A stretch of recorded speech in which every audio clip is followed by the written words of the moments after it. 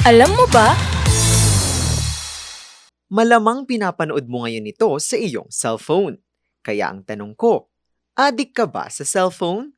Pero kung in denial ka pa rin, hindi nagsisinungaling ang iyong mga kamay. Heto, subukan mong pagdugtungin ang dalawang hinliliit. Meron ka bang napansin? Kung hindi siya pantay o may dent sa gitna, hala ka, kaka-cellphone mo yan. At hindi ako nagbibiro ha, yan ang tinatawag na smartphone pinky. Sa panahon ngayon na halos hindi na natin mabitawan ng ating mga smartphone, isang kakaibang phenomenon ang naglalabasan sa social media. Marami ang nagpo-post ng kanilang mga hinliliit na tila nagkaroon na ng permanenteng mark o pagkakurba sa gitnang bahagi.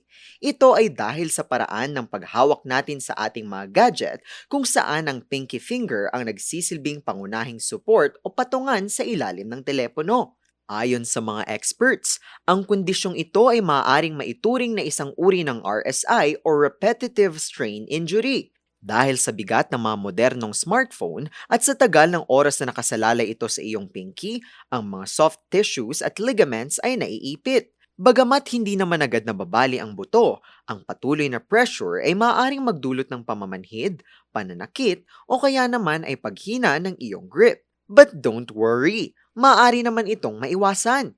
Unang-una, matutong mag-stretch. Bigyan ng break ang iyong mga kamay kada 30 minuto. Maaari ring gumamit ng mga accessories tulad ng pop sockets o phone grips para hindi lang sa pinky finger nakasalalay ang buong bigat ng iyong phone. At pinaka-importante sa lahat, matutong ibaba ang cellphone at mag-offline para makapagpahinga ang iyong katawan. Pero ayon sa mga eksperto, hindi naman daw ito permanente at unti-unti rin itong maitutuwid basta't sundin ang tamang paghawak sa smartphone. Kaya sa susunod na mag-i-scroll ka, silipin mo muna ang iyong hinliliit.